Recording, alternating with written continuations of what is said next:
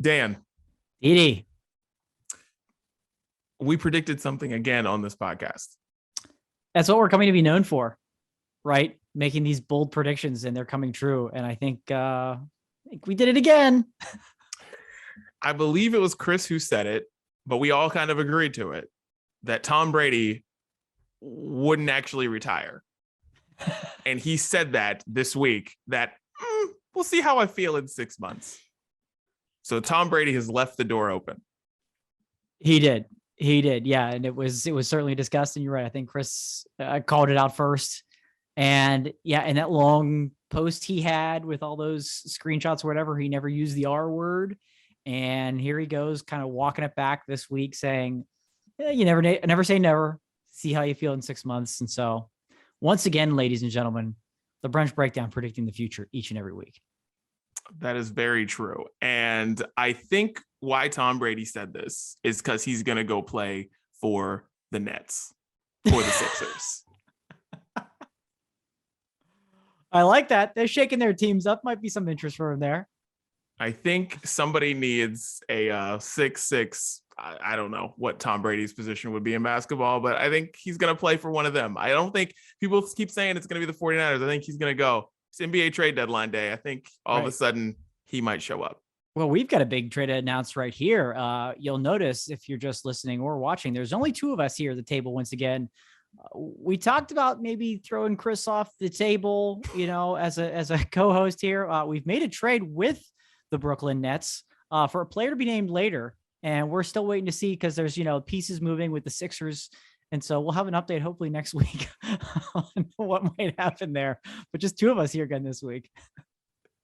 So breaking brunch news, Chris has joined the Brooklyn Nets. He's no longer a part of this podcast. Went down to the wire. Went down the 11th hour. We made it happen.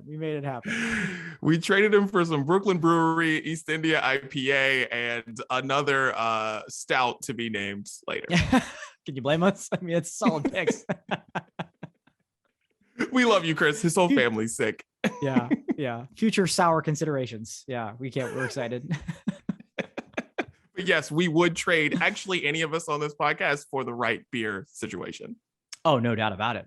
Doubt about it. Yeah. Just to expand on Brews Day and to, for sure. We'd all be worth trading for that. What's up? It's the Brunch Breakdown. Didi out here in Los Angeles. Dan is in Pittsburgh. Chris is sick. I hope everybody's all right over there. And today on the show, we have a lot to get to. We got Super Bowl prop bets, the fun ones. I can't wait for that. We've got the McDonald's secret menu that is being shared all over the place. And I am very excited to talk about this. The Golden Corral fight. And yes, we will talk about it this week. We wanted to talk about it last week, but we were up against time, had to skip it. We're talking about it this week. And we just got a lot to get to. So let's get this started. Dan, tell everybody where they can find us on the Brunch Breakdown.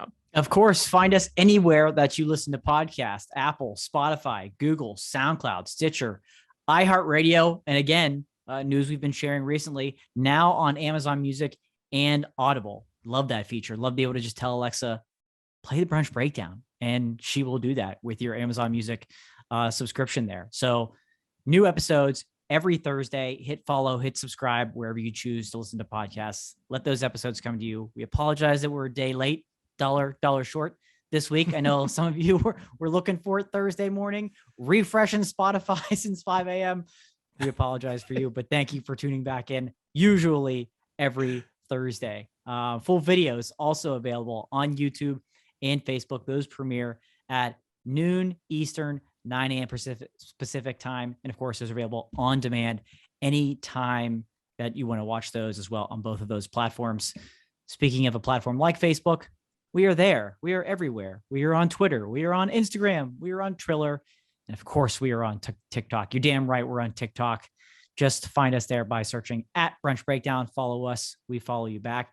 And last, but certainly not least, our playlist, The Sounds of Brunch, comes out every Friday exclusively on Spotify.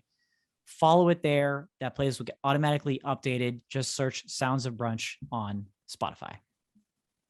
Nice. All right. Well, let's get it started with some brews, guys. Let's get it started here. Yes. I have the Greyhound Grapefruit IPA. Oh yeah.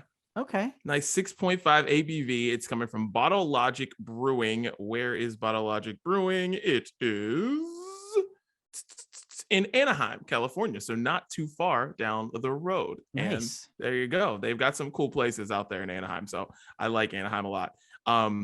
Anyways, Bottle Logic. And this says on here, it pairs well with spicy pad thai. Daniel Dudley, big fan of pad thai. And while I pour this, I just want to say, I don't want to say all beers should do this, but like more beers should tell you what to eat with it. They should tell you more of what to pair with it. They should put it on the can. Yeah. Just tell you. You know what I mean? Yeah. I don't think that's that hard. I just feel like sometimes, especially us, who we have all these beers that have all these different tastes and flavors and all these things. Let me know what I'm supposed to eat with it so I don't eat the wrong thing with it. You know what I mean? Yeah, I know. I love that, man. There's like one brewery that I know in Pittsburgh that does that. And it's not that difficult. Offer some suggestions. People that haven't had, that particular beer before, doesn't know. People that aren't familiar with the hops and the Citra and all that. Give them a little help. Give them a little help. Yeah. Exactly. Well, I see why, because this has some bite to it. You've tasted the hops for sure, but you definitely taste the grapefruit here.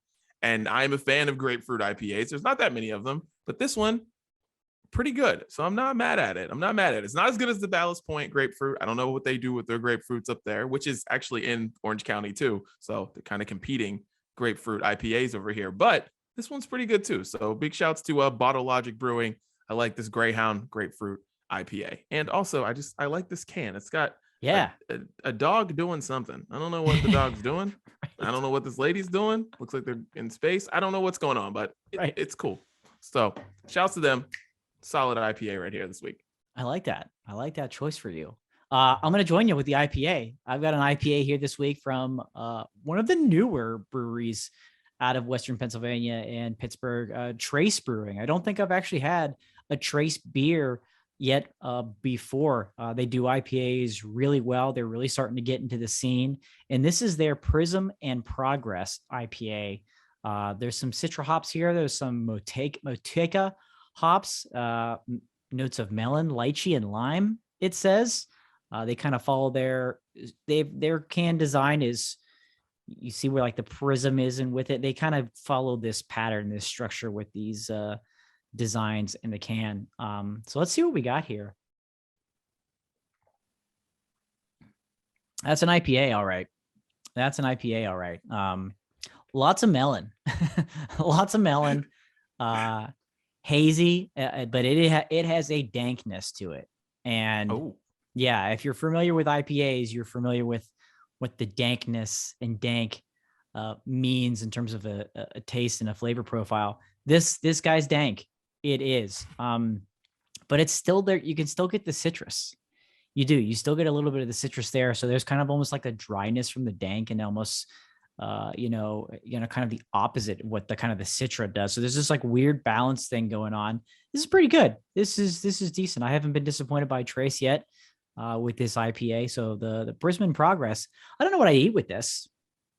Honestly, that might be a little tricky one. It would be probably something not super salty with this. I feel like you'd be counteracting yourself, and you'd be guzzling down water between bites. So, I don't know if I could come up with a suggestion for this, but it would be nice. It'd be nice if it was on the can. So check out Trace if you haven't yet. Good stuff. Where's Trace? Bloomfield in Pittsburgh. Okay. Yeah. They're kind of in a different neighborhood than most of these other breweries are. So they've been around not super long, probably a little bit more than a year now, kind of getting off the ground running. And they were out, their tap room hasn't been open that long too. They first started brewing, got into the scene a little bit, and then opened up the tap room. Really cool place. It's a bitch to park out there, but it'll be it's worth it. An amazing tap room, worth a trip. Yeah, and this is cheers, Dan. Cheers, Thursday. Big yes. Cheers. Well, this is like a side conversation of somebody who hasn't been regularly in Pittsburgh for like 7 years. Yeah. So Bloomfield, and then what's the other place? Is there parking over there now? Is it like better? Because I hear people talk about these new places in Pittsburgh, which are like, I know those places. It's just that like there was nothing really there before. Yeah. And I'm like, is there parking in these places? What's the other place? They used to just call it like Hipster Central. Now it doesn't seem like it's that anymore. Lawrenceville. There you go. Lawrenceville. Is there places to park over? Lawrenceville, East Liberty has been another one that has really grown really quickly. Amazing. And my eyes are wide open when people say that. Yeah, it's crazy. And then you like talk to people that are like older generations and they absolutely don't believe you. They're like, I don't believe you at all. East Liberty is another one. And Millville it's on its way. I don't know if it'll ever quite get to that point, but with the breweries there, some cool restaurant spots, obviously Mr. Smalls is there. It's a destination now as well. They're trying with the parking, man. They are. It's not easy. They need some garages in those spots because they're building more apartment complexes there too. It's not even just like businesses, but there's apartment people are living there, and it is tough. It is very tough to park. They try to make it work, and you're better off with an Uber in a lot of those situations or Lyft in those situations. But yeah, you always have to plan. If you're going to one of those places, you're like, well, let's we want to go to dinner at 8:00. Okay, well, we have to be down there at 6:30 to park, and then we'll go get drinks or something, and then we'll go to dinner. So yeah, you have to take it all into account. It's still not great. Yeah, because I know a lot of places don't want to become bougie like Los Angeles, but all I'm thinking about is like there's ballet everywhere, and I wonder when I moved here, I was just like, oh my god, it's the dumbest thing in the world. But then you realize there's nowhere to park. Right. So if you actually want to go to dinner and not have to get there at 6:30 and just wait for somebody to like actually move their car, you got to do it. Like you got to pay the $5 of LA or whatever it is.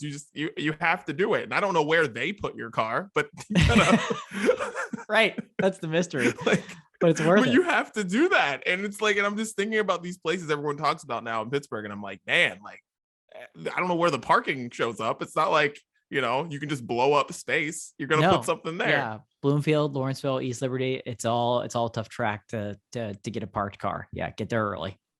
Yeah. Tough. All right. Well, it's time for Get It Off Our Chest. Dan, you get us started. Get it off your chest. What's on your mind? Yeah. So this is something that happened to me recently that I figured this is the perfect opportunity to talk about this on the Brunch Breakdown. When like outside sales positions, door-to-door sales positions, when email first started coming out in the 80s and 90s and sales positions started to become popular, people started to, make these tactics to try to trick people, right? To take a call or take a meeting with them. I'm sure a lot of people know what I'm talking about. Things like, I'm going to be in your area on Thursday between 11 a.m. and 3 p.m. What time works better for you? Or I'm going to be in your area on Tuesday and Thursday next week. Which day works best? Like kind of trying to force you to just answer the question, not think about whether or not this is an opportunity that you're interested in, person you want to talk with. It's just a sales tactic. And obviously it worked for a long time, 10, 20 years, that type of thing worked. And nowadays, they're trying to become more clever. Like in the subject line of an email, they use the reply function where it says RE, making it think that you've had a conversation with this person already and they're replying to you. Okay. Or using a subject like regarding your account, like, oh shit, I gotta follow up with this person, and I gotta answer their. Let's meet, let's talk, let's set up a Zoom, whatever it is. And I got one today. It was very clearly outside salesy, but the person was trying to personalize it. Like it literally, the quote in the email was, "I hope you're staying warm in Pittsburgh today. It's supposed to be cloudy this evening." It's a literal quote from an email. By the way, it's not that cold out today. It's really not. Is it cloudy? Sure. I'm not bundling up because it's cloudy out. And so I just, ladies and gentlemen that work in sales, this type of bullshit, it doesn't work anymore. It doesn't. And maybe it's because I deal with these people, fairly often in the job that I have. I guess they work to an extent, or else they try something else. And they're doing that nowadays with like the subject tweaking and things like that, like I said. But honestly, it has to stop. You have to find a different tactic. Okay. Honesty and clarity might be the best thing to do now more than ever. It might actually work for you to be upfront with somebody and clear and brief rather than trying to use these trick tactics. Because when I see these happen, I'm like, I want nothing to do with these people at all because I know what you're, and it's lazy. It is. Yeah. It's lazy at this point. People are onto you. They are. And it makes it way less likely to want to actually do business with people that refer on these lame tactics. You know, being in sales is tough. I do not envy these people at all. But if people are getting smarter, you have to try to outsmart them. And it's like they've stayed in this position and people are getting smarter and they're just not finding ways to it. And like I said, maybe there's no tactic. Maybe it's just being better salespeople. So I just had to share that today because I deal with it often. And the line today really tipped me over the edge about like, oh, you looked at the weather forecast for Pittsburgh and you're in Boston. Well, let's do some business. Let's have a conversation. That's what did it. So work on that, people. Work on that for me. With that, I don't know if it's because we are just being sold stuff all the time now. So like there's not an email that I open that I feel like someone isn't trying to sell me something. Right. Or like when you're scrolling on Instagram, it's like now that like I feel like the sponsored ads on Instagram are coming up more now. They used to be like once every, I feel like I wouldn't see them for a couple of days. Now it's like anything that I, it's like 50-50. It's like, oh yeah, you want to see this. It's like every other one I feel like is a sponsored ad. Twitter's putting more of them up too. And it feels like you're constantly being sold something. So it sucks to be a salesperson whenever there's automatically generated ads just annoying you in your like day-to-day life. Yeah. But I am with you on one thing, and this has to do with regular mail.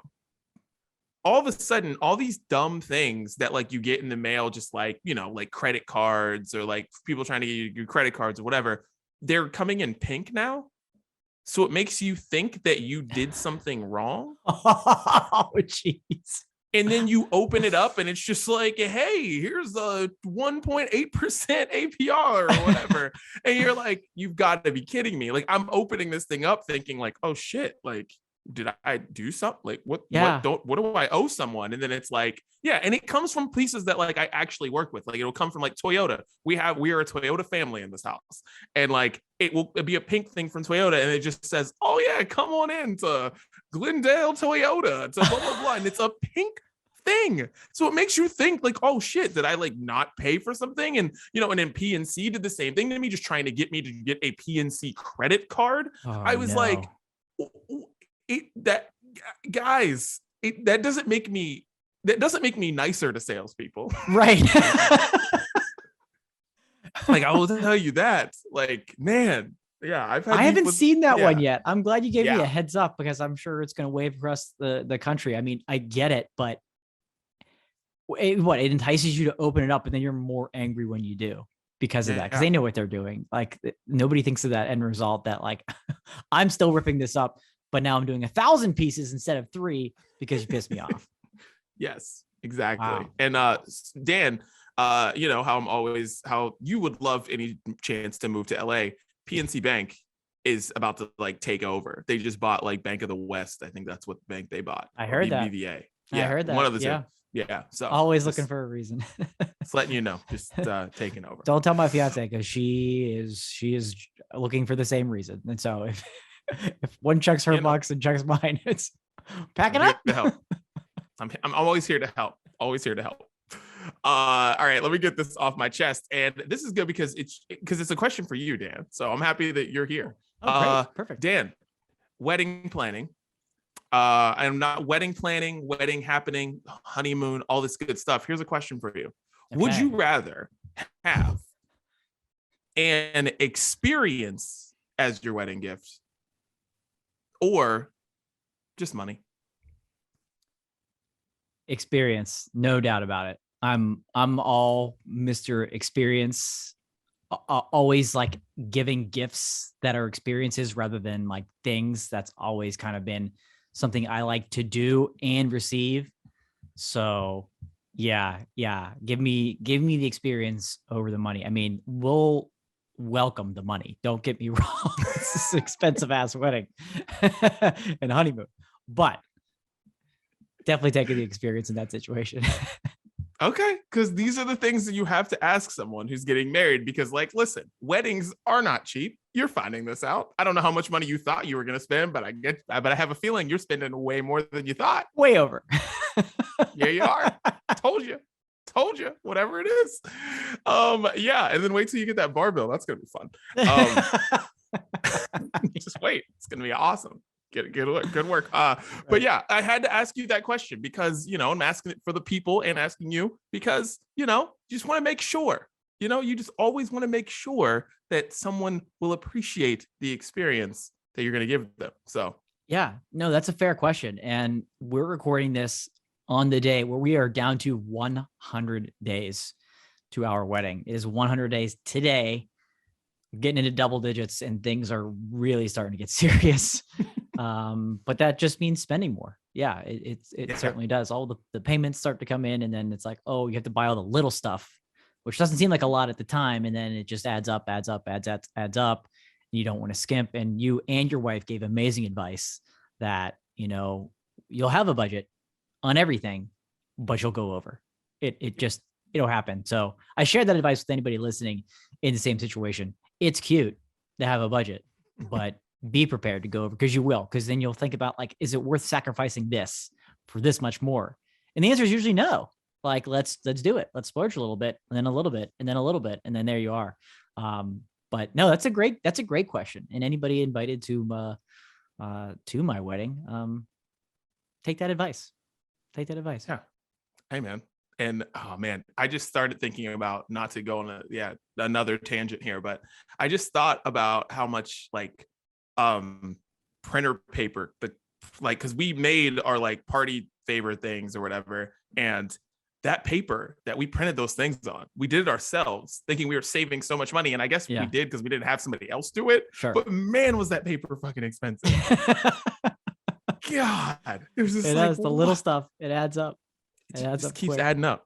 Yeah. But then you have a great wedding, and it's awesome, and everybody's happy, and it's all worth it. So that's all about, 99 days starting tomorrow. As you're listening to this, we'll be down to 99 days. So thoughts and prayers with me, please. Can't wait. Pray for Dan's wallet. All right. Let's get down to the Super Bowl, which is here in LA, and it is 90 degrees outside. It's amazing. Anyways, Super Bowl prop bets. We've got the Super Bowl. I don't know. Who do you think's going to win, Dan? Let's get this out of the way. I'm going to go. I'm going where everybody's going. I'm going Rams. I think the Rams get out early, ahead early, as they've tended to have done in the last couple of games. I think they get out in front early, and then Joe Burrow has this amazing comeback. Maybe take the lead. Things gets tied. It's going to be close down to the wire, but the Rams are going to come out on top at the end. That's who I think. How I think it's going to happen. What about you? I'm torn because there are two players that I covered very closely at their time at Pitt, and it's Aaron Donald and Tyler Boyd. Yeah. And I like them both as people, and I really like Tyler Boyd as a person because, like, I started working. He was still in high school. I remember interviewing when he was in high school. He's just a good kid, and I just I think the Rams are gonna win, but like, I wish that they both could win. Yeah, because I just think it's cool, these two kids from Pittsburgh, and then just like, just getting in the NFL, getting a chance to win a Super Bowl. So I feel like I'm going to be kind of bummed one of them doesn't, but I want the Rams to win. And I mean, Aaron Donald even like said it this week. He's like, I've done literally everything I could possibly do as a player except win a Super Bowl. And I'm like, fair. Yeah. So. Yeah. And like, you'd think that the way Cincinnati's playing, that they're ahead, they're early. They're early on their schedule of how good they should be and be in the Super Bowl. The talent's, there. They just thought it would take a couple of years. And so you tend to think that they'll be back eventually, but you just, with the Rams, you don't know. you really don't know. They could have the same team next year and go, 6-11. You just, you never know. So, I guess we're just, hoping for a good game between these two, but I'm excited. I haven't been really excited for a Super Bowl in a couple of years. There's like one of the teams I don't want to see win, or don't think they deserve to be there, or something. There's just been something, but I'm legitimately excited for this game. Yeah, I'm really excited. The thing was, I was excited last year, like super excited for the game last year, and then it was over in a minute. Yeah. So that was the thing. I was so excited, and it just died. So I hope this year's game is at least good. Anyways, lives up to it. Yeah, for sure. But we know it will be good. Everything around the game. So let's talk prop bets. Dan, what you got?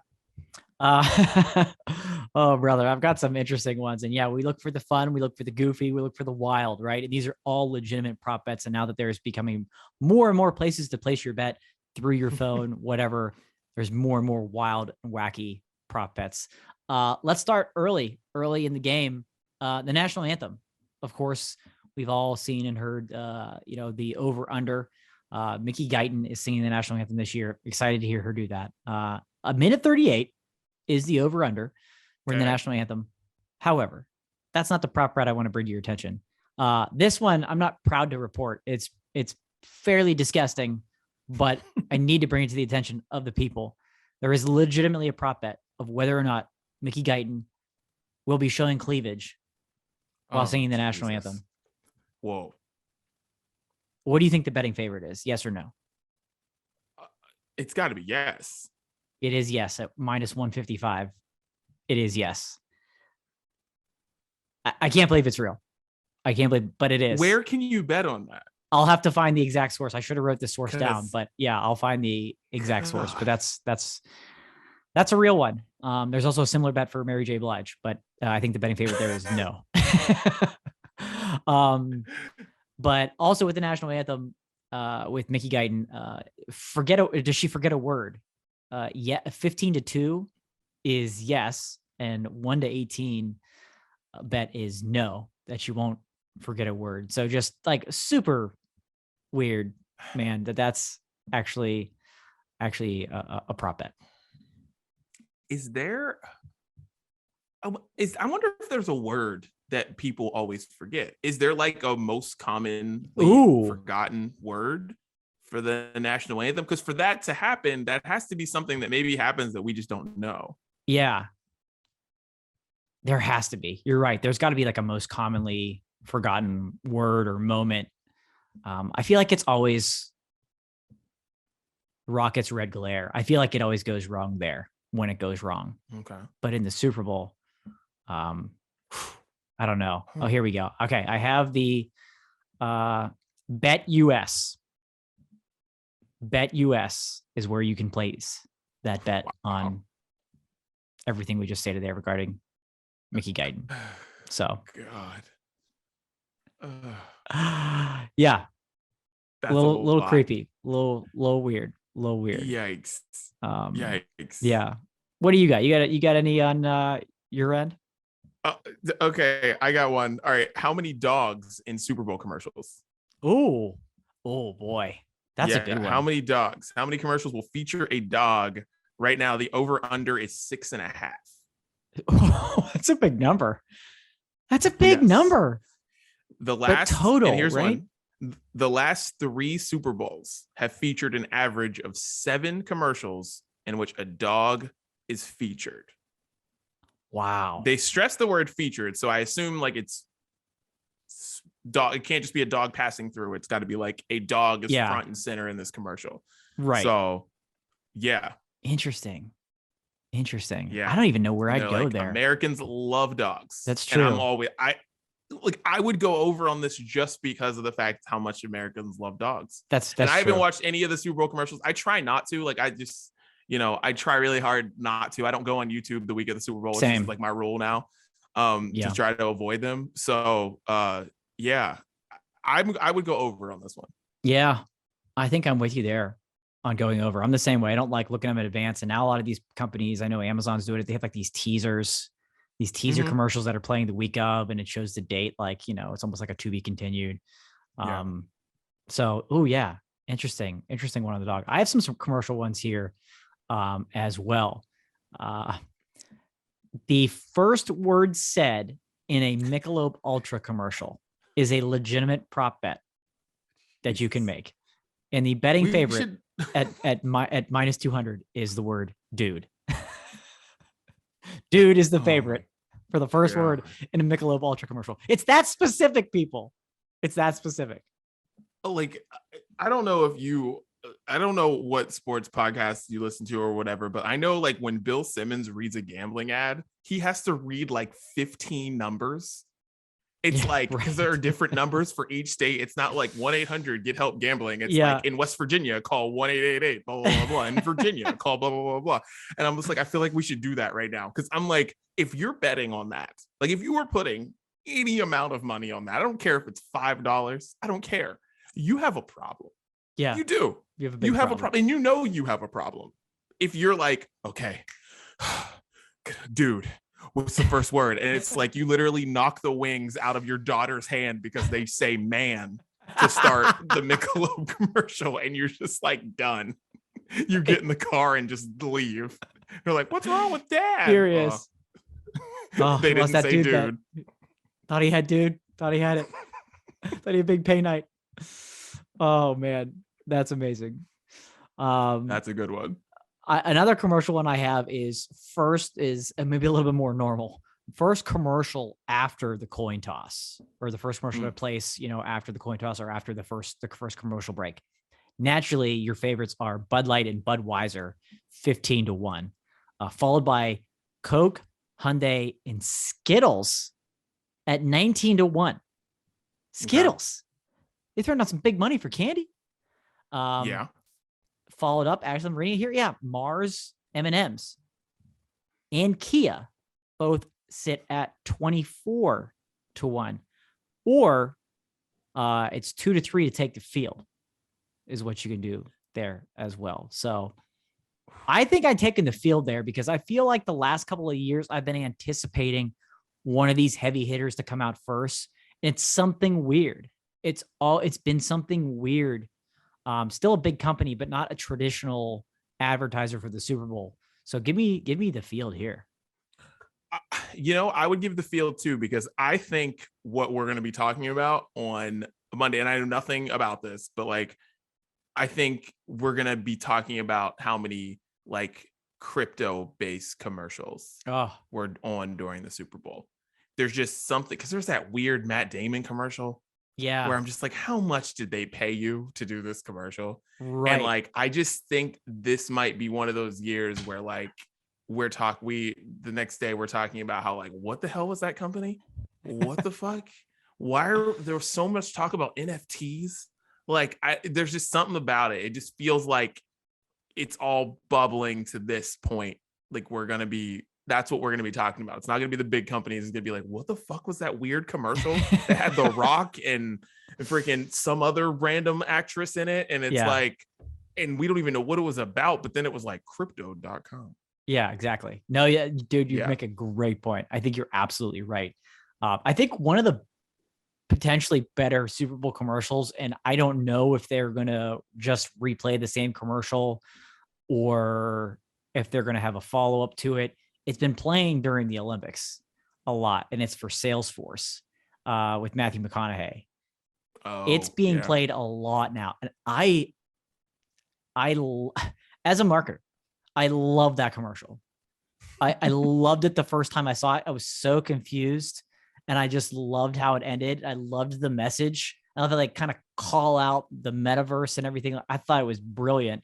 And that would have been a great Super Bowl commercial. Maybe they'll just run it that way anyways. But yeah, it's going to be something weird that we don't always expect to be that first one. So what else you got? Take the field. Definitely taking the field. All right. Will a new song be performed by any of the artists during the halftime show? Ooh. Plus 350, yes. Minus 600, no. 350, you said? Yeah. Plus 350 for yes. Mm-hmm. Okay. So you don't want a ton of money on that, but no, you don't. Because I'm like, some of these you worth just throwing down just for the heck of it. But if there's one artist, in my opinion, who could actually premiere a new song during the halftime show, and it's Kendrick. Yeah. Because we've got a new album on the way. We know that. We don't know when. Right. Yeah. We don't know when yet. We're assuming soon. He could. I don't know if it's enough to bet on though, because of all the other factors at play. It will be interesting, because when I saw this, the first thing I thought was, we haven't heard from Kendrick Lamar in a long time. Yeah. And that's part of Kendrick's thing. We haven't heard from Kendrick in a minute. But remember, Beyonce performed Formation, like, I think she released it 12 hours before the Super Bowl. And then announced a huge stadium tour. But I mean, this is Beyonce. I love Kendrick Lamar, but like, you're not Beyonce. So like, I don't know how a new Kendrick Lamar song would be received during the Super Bowl. Right. I just don't know. But he's the only person that could do it, because this halftime show is going to be pretty. I feel like it's going to be pretty straightforward. It's going to be amazing, but like, I know what I'm getting from the rest of these people, as long as Eminem doesn't sing Rap God, which they keep playing the commercials. I'm just like, who wants to fucking hear that, dude? But he's the only one that could just be like, I'm going to do something weird because I'm Kendrick. And then it would just be like, oh, is it? And I hope it's good, but it might not be. Right. You know? Right. Yeah. I mean, we're recording this on Thursday. This is getting released on Friday. He could come out with a new song tomorrow. He could. And then he could. Maybe we're predicting the future here again, as we always do. And then he performs it on Sunday, you know, kind of along the lines of, like you said, with Beyonce. But I don't know. Yeah, if anybody, he could, and he's strange enough to be the one to do it. But I feel like you just got to do what everybody knows best for a show like this, because he's not going to have a whole lot of time for himself. No. So play something that everybody knows. You know, sing something and perform something that everybody knows in the little bit of time that you're going to get in this. So, that's an interesting one. I don't know where I'd lean there. Yeah, I am. I don't know, but he's the only one that will do it. It's not going to be any of the other people. It's not going to be anybody else. It's not going to be Dre. It's not going to be Snoop. It's not going to be M. It's not going to be Mary J. It's going to be him that does it. Right. But I would say no. Yeah, I tend to lean that way too. I got one halftime show one, something unique to hear. What will Eminem wear on his head? We have a couple of options.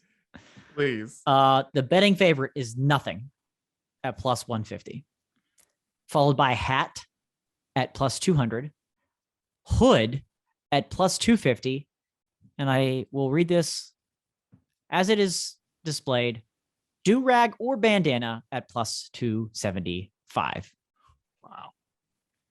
Wow. My guess is nothing, and quite possibly Eminem comes out blonde. Whoa. Yeah. Like, I've thought about this halftime show a lot, and I'm very excited about it. But I really believe that Eminem could have done this halftime show himself. Yeah. And I think the Dre and Snoop could have done this halftime show themselves. For sure. Done the show themselves. It's like, I have these feelings about it, but I feel like, I don't know. It's going to be interesting, because I think Eminem might come out blonde. Maybe he'll do Real Slim Shady. He's definitely going to do Lose Yourself. Lose Yourself is absolutely happening. If it doesn't happen, I don't know why we're here. I actually think, I don't have it pulled up, but I saw it earlier today that there's a line for first song to be performed, and Lose Yourself is the favorite. And we don't even know that Eminem's the first to go on. But I think regardless, he will absolutely perform Lose Yourself. Yeah. I don't know how they're going to do this. I don't know how they're going to do this. I have no idea. Cause I'm just thinking of, it's like, how can you do like, all right. So how can you do like Dog Style? How can you do Next Episode? If you forgot about Dre, Lose Yourself, like No Drama with Mary J. Blige. Like, I'm assuming it's going to be like Humble or something with Kendrick. And you're like, how? I don't know. That's like 5 songs right there. Right. And the transitions between them are going to be difficult. This isn't like Lady Gaga going from Gaga pop hit to Gaga pop hit. You know what I mean? The transitions are going to have to be much more difficult.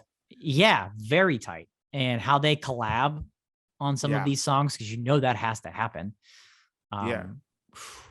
It's going to be wild. I'm very, very fascinated on a number of levels to see it. Same. I'm going hat here. He's been wearing a hat a lot lately. And so I think he keeps that trend up. and wears the hat to kind of keep the bright stadium lights out of his eyes a bit in SoFi Stadium there. So give me hat, but I like your thought with nothing and maybe blonde. I like that a lot. He might. Maybe he'll do it. And then maybe it's Eminem that announces the huge stadium tour after. Because that's what this is all about. It's all about what you can do to leverage this, because you don't get paid to do the Super Bowl. It's like you do it. It's the biggest platform that you can have. Right. So like you're promoting something, and I'm like, and I know Snoop has an album coming out the day of the Super Bowl.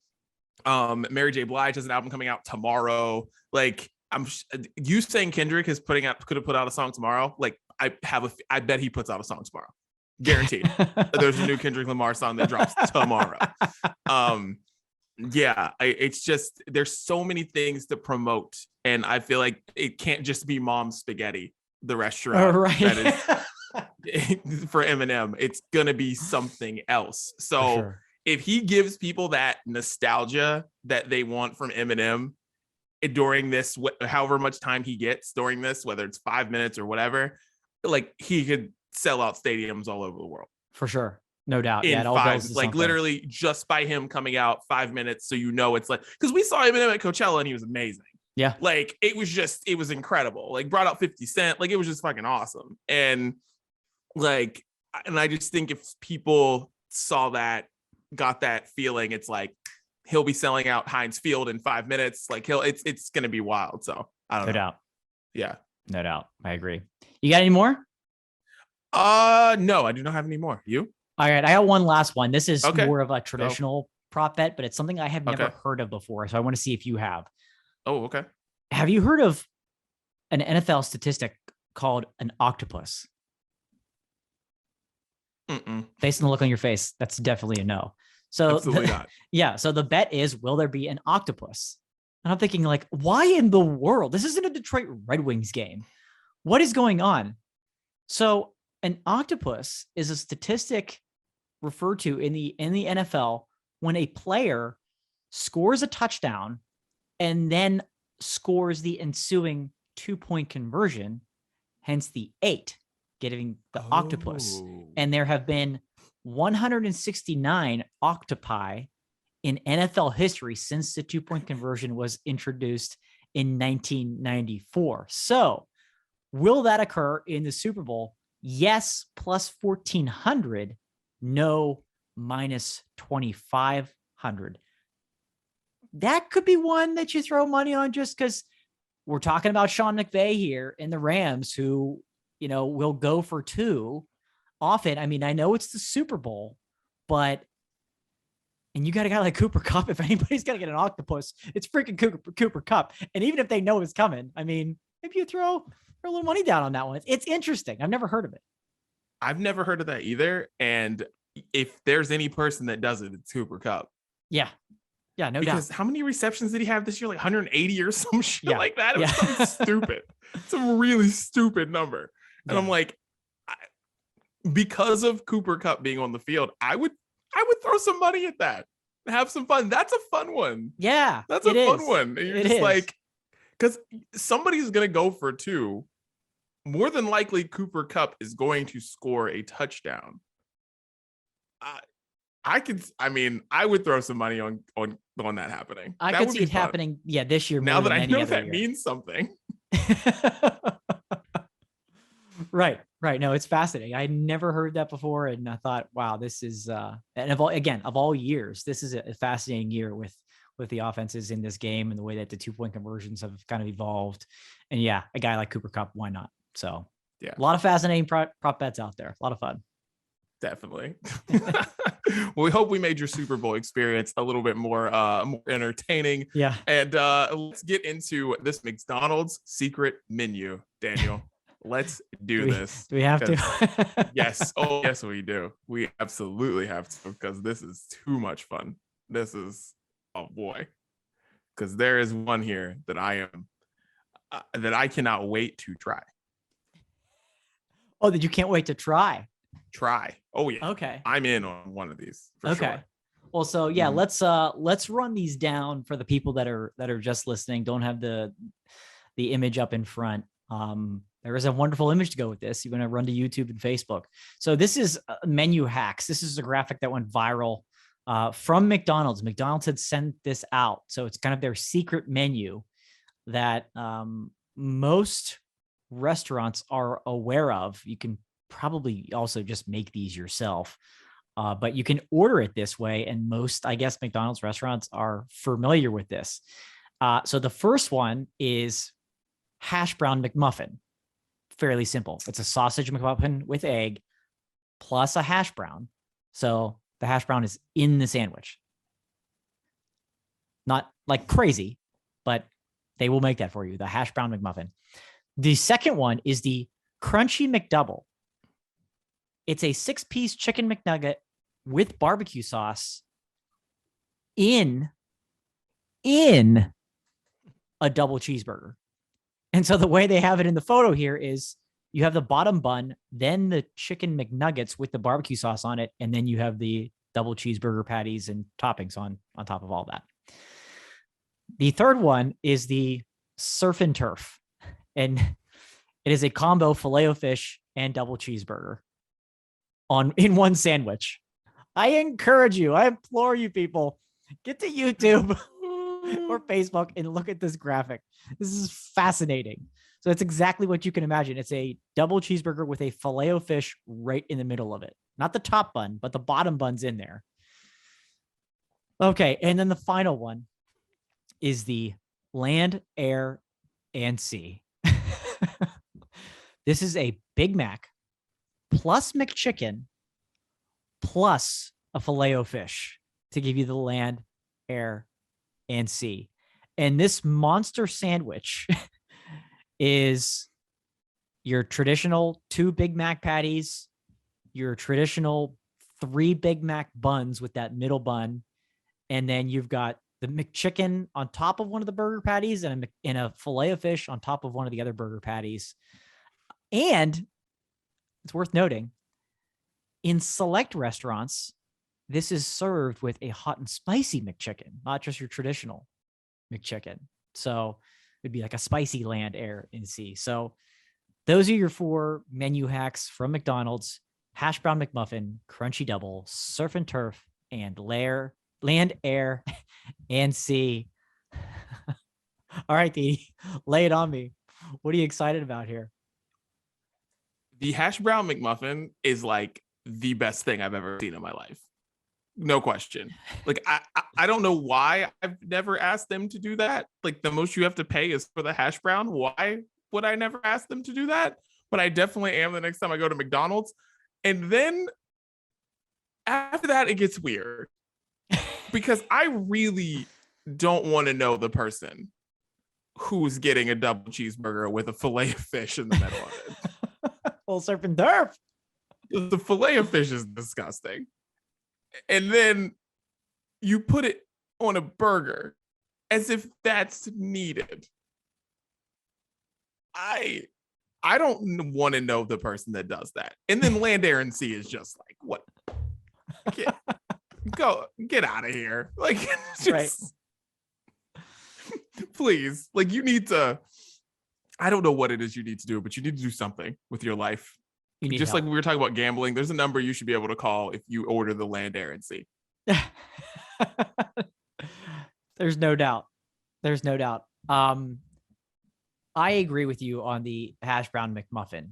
In fact, at the high school that Chris and I went to, the hash brown egg sandwich, breakfast sandwich, was extremely popular.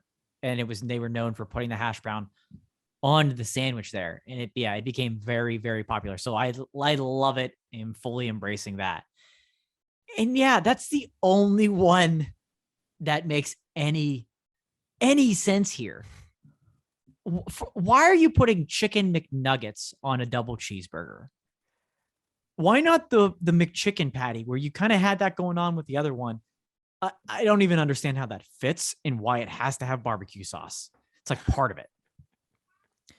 The surf and turf Oh, by the way, I should also mention, if you don't see the graphic here, the surf and turf is available only on the app, the McDonald's app. So don't you go try and walking up into a McDonald's and ordering that. You must have the app, ladies and gentlemen. That is hilarious. only on the app. Don't Only try on the this. Just no. Don't try this. No at other home. way. This is No other don't way. just come in the drive-through just asking for the surf and turf. Right. And like, Dan, why are we adding fish I don't. to any of these? First of all, you're right. The fillet of fish is disgusting. Fish doesn't come in a square. Okay. Fish doesn't come in a square. Thanks to Wendy's for proving that, letting us know fish doesn't come in a square. But I literally don't understand the methodology behind these other three. I just, again, the hash brown McMuffin is a home run, but would you even try any of these other three? Like just to try them? Yes. Yeah. Because I don't find I know you are slightly against the crunchy double. I don't have a problem with that. That actually seems fine. The only problem with that is that the nuggets are going to fall out. Right. Just like they are in that picture. Like, because you can think about just like making the sandwich yourself. Like if you were just like, I'm going to buy a double cheeseburger and I'm going to put chicken nuggets on it, they're going to fall out. So it's just not going to be a fun experience. I'd rather just dip my nuggets. But like, there's nothing wrong with that to me. Those other two. No, I don't want, like, I'm sorry, man. Big Mac, McChicken, plus filet of fish. And then McDonald's takes great pictures of food. They do. Yeah. They take great pictures of food. They are the goats of that. That's why we've been eating McDonald's since 19, whatever the hell. They can't even make that look good. They can't make that look good. A Big Mac, filet of fish, and a McChicken. Are you, dude? That thing is huge. 1-800, I need help. So my issue with the crunchy McDouble is I think McNuggets are disgusting. I don't know the breading. I've never been able to get around the breading with the chicken McNuggets. I just haven't as a kid. Again, if that was maybe a McChicken patty, we can have a conversation, which is why I want to preface this. I think I would try the land, air, and sea, but take the fillet of fish off. Take it off. If you have a hot and spicy McChicken sandwich, like in the middle of a Big Mac, I'm not finishing it because I'd like to live past the day I try it. But if you do that, I'm in to try. But the fillet of fish, I don't need my surf and turf. I don't need my land, air, and sea. Like, that's where it just gets thrown off. And because that, again, I don't even know if you'd be able to take a bite of that thing. 2 patties, 3 buns, a McChicken, and a fillet of fish. Incredible. Absolutely incredible. I don't even know. That's another reason I need the fillet of fish out of there, so I can actually take a bite of it, because the rest of it won't fit. I just feel like you're just getting sauce like down your face because you're just like kissing the burger at that point. Yeah, right. You're just like, it's just going down your face. That's disgusting. Yeah. Yeah. This is interesting, but this menu hack thing, shouts to McDonald's, man. They somehow figure out ways to stay relevant all the time. They do. And this is just a good one. This is, and other restaurants, fast food chains could do this and like really do it well, like actually well, not this disgusting stuff. But here we are. We're talking about McDonald's. We're not talking about anybody else doing that. So amazing. God. All right. Last thing we're going to talk about, the Golden Corral fight at a Golden Corral outside of Philadelphia, I believe. Yep. They ran out of steak at the Golden Corral buffet, and then a fight started. Chairs thrown, punches thrown, people thrown. This is all over the internet. We've been wanting to talk about this for a couple weeks, but we keep running out of time, and we're talking about it, goddammit. Dan, your thoughts when you saw this Golden Corral fight? It's absolutely insane. This is a brawl. A brawl. People are legitimately throwing furniture and throwing punches over, the fact that the steak was running out at the Golden Corral buffet. Like, what is so twisted in your life that would make you think that it's worth getting into like a full out brawl, like multi-family brawl over Golden Corral steak too? Like, get real, people. You know what I mean? Like, the cost to buy one steak for yourself, a quality steak, is a fraction of the price. Not even it's less than the cost of the cost for the buffet at Golden Corral. Yeah, you can throw mac and cheese and you can make your land, air, and sea McDonald's garbage thing on top of everything and whatever and be gross and whatnot. But the fact that this was about steak is just, it's mind blowing to think that if you would have shown me that video with no context, I would have said some like other serious shit went down. But then you throw on, oh, this is because they were running out of steak and there was a little bit of a argument at the buffet line there. And this is the result. Is just, this is America. Dude, I'll say this, and this ties in with everything we've talked about. If you are fighting at Golden Corral for over steak at Golden Corral, or just fighting at Golden Corral anyways, I don't know why I right, yeah, right. with steak. It doesn't matter. If you're fighting at Golden Corral and you are most likely trying the land, air, and sea at McDonald's, and also that means that you are definitely betting on Mickey Guyton's cleavage. Like, you are 100% doing that. Like, the only people betting on Mickey Guyton's cleavage are people who fight at Golden Corral and are interested in the land, air, and sea at McDonald's. Like, right.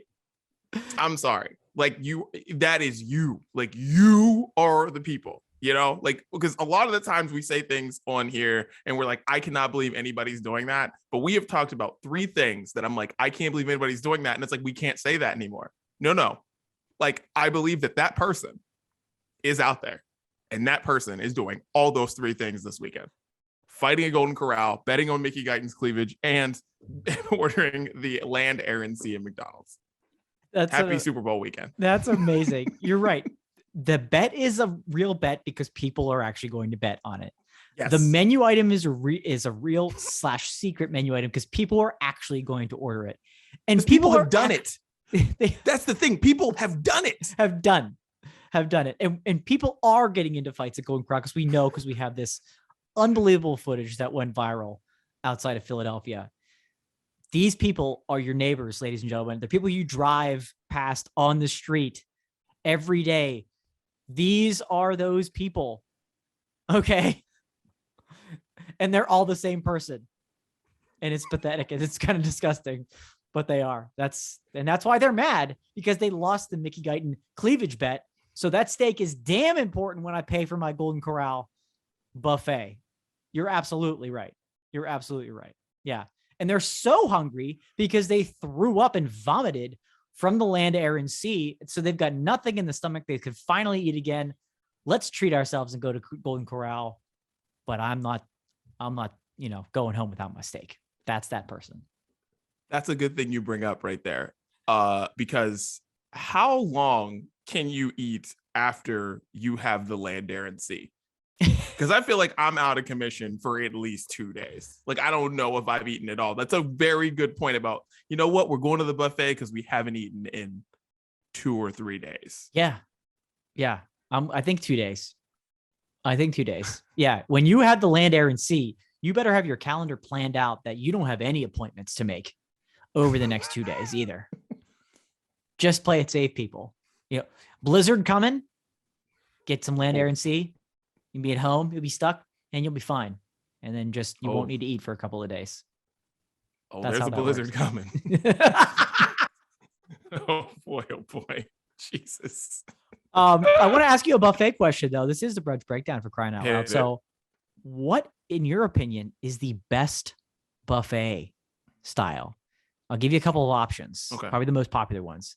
You've got your traditional American buffet. Yes, I'm talking the Golden Corrals and things like that. A Chinese buffet. Our good friends at Cece's gave us the pizza buffet. Sushi. Don't forget Pizza Hut. Pizza Hut, yeah. The OG, you're right. Pizza Hut, the OG. Mm-hmm. Sushi buffets becoming far more popular. Maybe it's more of like they call it all-you-can-eat sushi necessarily than a buffet, but all-you-can-eat sushi or the brunch buffet. The original. One of the most original Remember we got into the history of the brunch buffet? Like Yes. way back. Do you remember that? I gave you all those Yes. facts and we thought we came up with how. That was the most, oh man, we need to relive that episode. But again, American, Chinese, pizza, sushi, brunch. And if I'm leaving anything off, share that as well. But what's the best buffet style? It's the brunch buffet. And I know I'm biased. I'm on the Brunch Breakdown. There's a reason we call it this, but it's the brunch buffet because I feel like the brunch buffet you have a different adventure every time you go up. Because buffets change. They turn over like at certain times of the day. There's your breakfast, you go to a place like Golden Corral, there's the breakfast buffet, there's the lunch buffet, whatever. You go to the brunch buffet, you go up, you get eggs, you get eggs, you may get a waffle. Then you go up the second time, there's prime rib, there's chicken wings. You go up the third time, you're getting dessert. That's why the brunch buffet for me is the best, because you can do all the things while you're there. It's like you go up every time, it's a different time of the day. You know what I mean? It might be between 11 a.m. and 3 p.m., but guess what? It might be 6 a.m. It might be 8 p.m. You get to do it all at the brunch buffet. That's true. You make a great point that, often people are left with a tough decision while going out to brunch. Or do you have, a breakfast item on the menu, or do you have a lunch item on the menu, or you try to like meet in the middle with a few of those dishes where it's like, chicken and waffles or something that kind of meets in the middle. There's not a ton of those, but the brunch buffet gives you that option to walk that road, walk that line, take the trip, get a little bit of everything. You can truly embrace what brunch is all about in the brunch buffet. So naturally, yes, an unbiased, but still biased as it may seem, choice that the brunch buffet is best. The Chinese buffet is sneaky, but that's where you can get in trouble because you think you can eat a lot of it and then you regret it very, very quickly because you want to, it's like the same thing. It's tough when you're ordering Chinese, when you're going out to a Chinese restaurant, ordering Chinese in. The menus are huge because everything's good. And you're like, I want this, but I want this, but I want this. And you order a bunch of stuff. And at the buffet, you're like, it's all here. I get to have all of it. And then you regret all of it because you try to have all of it. So love a good buffet discussion, but none of these are worth getting into brawls over, people. None of these.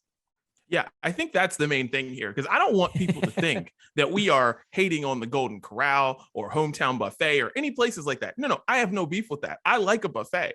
I just am like, guys, like if they run out of pizza, if they run out of steak, you gotta get something else. And at Golden Corrals are so big because what they do is it's a freaking buffet. It's not a restaurant that has a buffet. It's just a buffet. And there are so many of those freaking things. They're everywhere. And you're fighting over this one thing. Guys, please, just take a second. Take a second. Take a deep breath. That's all. Take a deep breath and don't fight at the buffet. Yeah. You're not going to Outback and they're like, we're out of steak. Like that's not, it doesn't equate to that. Okay. You have way more options. Also, sneaky favorite, a casino buffet. Oh, yeah. Very good. But also very tricky because they're huge. Yes. Huge. So just don't fight over buffets. Find something else. That's why it's a buffet. Yes. All right. Well, let's get into what we are listening to. All right. I'll start this week. Dan, I am listening to one of my favorite new artists. Came out with a new song. Tate McRae, Boys Are Stupid. I think that's what the song is called. I think might be the subtitle. Anyways, the song's amazing. And I love this song so much. I think her voice is so cool. I've said this a bunch of times on the Brunch Breakdown. I just am a huge fan of Tate McRae. And she's all I want to be. That's what the song is called. But she says boys are stupid a lot. But anyways, she's all I want to be. That's the song. And I just love it. So shouts to Tate McRae. Dude, I love that song. It's got like some serious, like, pop punk, Olivia Rodrigo almost vibe to it with like the lyrics, especially super catchy. I haven't stopped listening to it this entire week. It's so good. I love that song. First one for me is going to be, speaking of pop punk, the king of pop punk right now. Well, maybe the Prince. Travis Barker is the king of pop punk right now in everything in that category. The Prince, Machine Gun Kelly, teamed up with Willow. Two people Two artists coming together and embracing this new style and are on top of their games right now. We need more of this. I love it. The song is called Emo Girl. A lot of people can certainly relate to a lot of the lyrics. Perfect collab between Machine Gun Kelly and Willow. Emo Girl. Love it. Yeah, love it. Was she supposed to be on your date? I know you went to see Billie Eilish. She was not. Okay. She was supposed to start the very next night in, I think it was Washington, D.C. But people were talking about it there, and waves of disappointment. And Billie almost kind of referenced it in a way, because the news came out the day we were seeing Billie Eilish in Pittsburgh. She says, like, I was just really not in a good mood earlier today. You guys have completely turned it around for me and all that cool stuff. But yeah, that's got to be a huge disappointment, because that would have been an incredible duo to see, Willow opening for Billie. Yeah, I wonder what I imagine we will find out at some point, but I'm sure that was a big thing, and I feel like it had nothing to do with Billie Eilish. I'm sure that had a lot of management, a lot of people, a lot of things for sure going on. Yeah, because when people start talking about production issues, that's like one of those things, like, you're opening for this person, we don't want you doing this, we don't want you doing that. So we don't want you to be bigger. We can't have your show be bigger. You're not co-headlining, that type of thing. Yeah, exactly. That type of situation. Mm-hmm. So yeah, wonder what happened with that. But show was good. Show was amazing. Was amazing. And I wasn't sure. We had seen Billie Eilish perform at Coachella, and it was even like before her first album came out. So we didn't know what to expect. We knew she was starting to get really, really big, and she was amazing. And so her newer album, there's some softer songs and things like that, but she brought the freaking energy. She really did. She focused on it was just hit after hit after hit. And then she adds the live drummer. She added a live drummer on this tour, which she hadn't had before. And it adds a whole new element, kind of gives those songs a little bit more rock energy to it. So I can't wait to see her again at Coachella. She's going to tear it up. I can't wait. It was an amazing show. That is awesome. Thank you. To be excited. All right. So Pusha T, one of my absolute favorite rappers, period, put out a new song, Diet Coke, produced by Kanye West. And it is everything you want from a Pusha T song. So if you like Pusha T, you are going to like this song. If you don't, you won't. That's fine. There's no new ground here. It is Pusha T being Pusha T, and it is awesome. So Diet Coke. There you go. I love it. My girl, she's back again. Benny, It's going to be the year of Benny, ladies and gentlemen. She was, former Brunchy winner in 2020. She's back. A new song called Beach Boy. It's going to be off her brand new EP coming out March 4th, and I cannot wait for that. It's kind of a great laid back track, as the song title kind of suggests, kind of some Cali vibes. She wrote the EP in California, in LA. So I expect a lot of that. So Beach Boy from Benny. I just need to listen to it with not 40-degree temperatures. I actually need it to be sunny out when I listen to Beach Boy. Yeah, wait. I've been taken over on the pod, but anyways, last song here. This is amazing. Brunch Breakdown. It's live. It's amazing. All right. So last one, my house has been taken over by the Encanto soundtrack, and really just one song. Not the song that everybody talks about. We don't know about Bruno. My daughter doesn't like the song, doesn't care for it. The first song on the soundtrack is called Family Magical, and it slaps, man. Nobody in this house cares about the movie. None of us like it. We're all like, yeah, this movie's whatever. Saoirse doesn't like it. We're all like, yeah, whatever. But the first song is on repeat in my house all the time. I'm surprised it's not playing right now. Family Magical from the Encanto soundtrack. Check that out. Wow. What a sneaky track by you. Oh yeah. Check that out. I love it. All right. Last one for me. Bastille. Brand new album came out last week. Yeah. Called Back to the Future. I'm going to put the title track on it. You've heard some of the songs that have been released before, but the title track, Back to the Future, very dancey, kind of upbeat, Bastille is, they're, alternative, but they're all pop, kind of upbeat. This has a little bit of danciness to it with this great electric bass throughout it. The album in its entirety is amazing. I encourage people to check it out, but go title track from that, Back to the Future from Bastille. Nice. Bastille. Yeah, back baby. Man. I love it. We saw them I feel like anybody listening to this is like annoyed by us just saying, oh, we saw them at Coachella. But like we saw them at Coachella and they killed it. I like that was awesome. But shouts to Bastille. Dan, that's it. That's what we're listening to. Make sure you check out the playlist on Spotify. We update it every Friday. We'll be updating that again this week as well. And Dan, any final thoughts on the Brunch Breakdown before we get out of here? No, man, it's an exciting weekend. Super Bowl coming up, more Olympics. We got another week plus of Olympics to go. I've got my Team USA coat on here supporting. I've literally been watching nothing else. But Shannon wants to absolutely murder me. I give her credit for putting up with me for it, but I love it. What an amazing time for me. Love it. Team USA. I do love the sweater. I like it. I like it a lot. Thank you. Big fan. All right. Well, that's the Brunch Breakdown. We are out.